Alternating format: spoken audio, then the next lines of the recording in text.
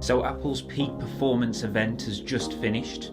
Here's everything that you need to know. So the event started with Tim coming onto the stage and talking about Apple TV Plus and the new films that Apple are introducing on Apple TV Plus coming soon. And they also introduced Friday Night Baseball. Moving on from that, Apple then introduced the new green color iPhone 13 and iPhone 13 Pro. Now these were rumored before the event, and Apple have just confirmed them. You can see on the screen now, this is the new green for the iPhone 13 and a green that I wasn't expecting for the iPhone 13 Pro as well. Personally, I'm not too keen on these colours. I still think Sierra Blue is the best option for the iPhone 13 Pro, and for the iPhone 13 I would probably go for either Midnight or Starlight being my favourite option. But if you're into green, then these are options now for you. Pre-order for those phones are this Friday, and then they go on sale March 18th. So after introducing these new green iPhones, Apple went on to talk about Apple Silicon, and they started off by talking about the A15 Bionic. Now the A15 Bionic is the chip that's used inside the iPhone 13s,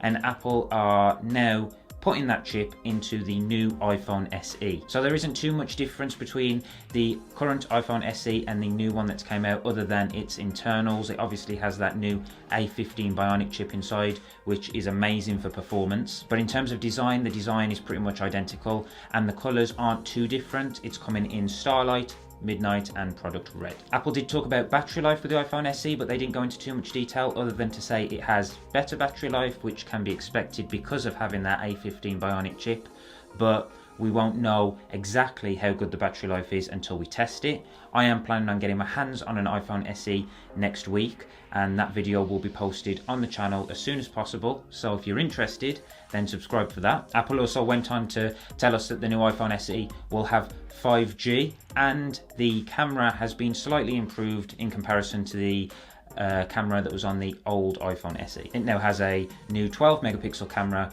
with deep fusion and smart HDR4. However, it is still that one lens that you are getting, not multiple lenses like you get with the iPhone 13 or 13 Pro. Obviously, if you're somebody who's into photography and uses their iPhone a lot to take photos, this probably isn't the best iPhone to go for you. But if taking photos on your phone isn't something that you do that much or isn't a priority, then the iPhone SE is a good option. Apple are still selling this phone for $429. I've got a feeling people are gonna have wished that it was slightly cheaper than that, but that's the price Apple have decided to go with. I'm sure Apple will sell a lot of these regardless. That goes up for pre-order this Friday and goes on sale March 18th as well. Okay, so after the iPhone SE, Apple introduced the new iPad Air, and something that I wasn't expecting, they have decided to put the M1 chip into the new iPad Air. That means you are going to be getting ridiculous performance inside this iPad Air, which Apple are only selling for $599. The iPad Air is coming in loads of new colours, which you can see here on the screen now. I really like every single one of these colours, but for me the big thing was the fact that they're putting M1 into this iPad, coming from the old iPad Air that had the A14 chip, so it is a massive upgrade. Apple have also introduced Center Stage with the iPad Air and a new 12 megapixel camera, and alongside that the iPad is going to come with 5G as well. Okay, so after the iPad, Apple went on to talk about Mac, and this was, for me, the most interesting part of this event. Something I wasn't expecting, Apple introduced a new M1 chip into the lineup, and it is M1 Ultra. Now, from what I understand, this has so much power, it is basically a combination of two M1 Max chips. Now, I have the 16-inch MacBook Pro, the latest model with M1 Pro, and that has ridiculous performance. So I can only imagine how good the M1 Max is.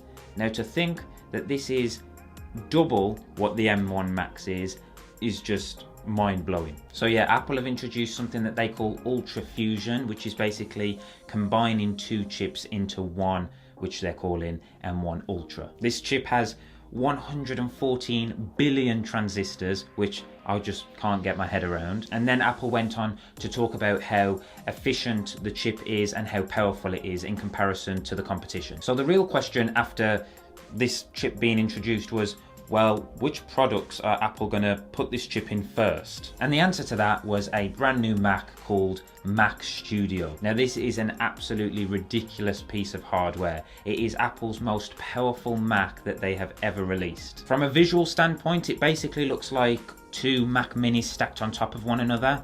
It has loads of I/O, so it's got 4 Thunderbolt ports, an Ethernet port, 2 USB-A ports, HDMI port, a 3.5mm headphone jack. It's got 2 USB-C ports at the front and an SD card slot at the front. And you can either get this Mac Studio with an M1 Max chip inside it, or obviously the M1 Ultra chip inside. For the M1 Max you're paying $19.99, but for the M1 Ultra you're paying $39.99, which is expensive, but when you consider how much power is in this Mac Studio, then you can start to justify the price. I mean, it is so powerful that Apple was showing graphs where the Mac Studio is basically exceeding the power of the most powerful Mac Pro. To go alongside the new Mac Studio, the Studio Display was something else that Apple introduced at this event. Now, the Studio Display is a brand new 27-inch display, a 5K Retina panel which has 14.7 million pixels. It also has a true tone display and an anti-reflective coating, and Apple are also offering a nano texture option similar to what they were offering with the Pro Display XDR. Now, the cool thing about this display is it actually comes with an A13 Bionic chip built in. It also has a 12 megapixel camera which has center stage as well, which is going to be great for Mac. And Apple spoke a lot about sound quality coming from this display as well. It's also coming with spatial audio, which should be amazing. If anyone is interested in the Studio Display and the price of that, that's going on sale for $15.99. This is all in dollars, by the way. I'm not 100% on what the conversion is in the UK at the moment. I think if anybody's in the market for the Mac Studio with this display, they're going to be 100% happy. For me, I would love to have something like this in the studio to work on when I'm making videos and everything. But for now, I think I'm just going to stick to the 16-inch MacBook Pro. Maybe if I get like 10,000, 20,000 subscribers, then I'll look at upgrading. But until then, we'll stick with the MacBook Pro. Apple ended the event by saying that the last Mac that they have to transition to the M1 chips is the Mac Pro. And then they said, but they're going to leave that for another day. So not sure when that's going to happen, but when it does, I can only imagine how powerful that device is going to be. I don't know what it is, but it's every single time I watch these events where Apple are introducing new hardware for the Mac or new M1 chips, I'm just mind blown by the power that Apple are putting into these new devices. So yeah, that was pretty much the entire event. Like I said, the one thing that I will be getting my hands on for definite from that event will be the iPhone SE, and I should have that at some point next week. So I will be making a video as soon as that comes in. If you're interested, again, subscribe to the channel to see that straight away. If you enjoyed this video, do me a favor, smash the thumbs up button, and as always, I'll see you guys in the next one.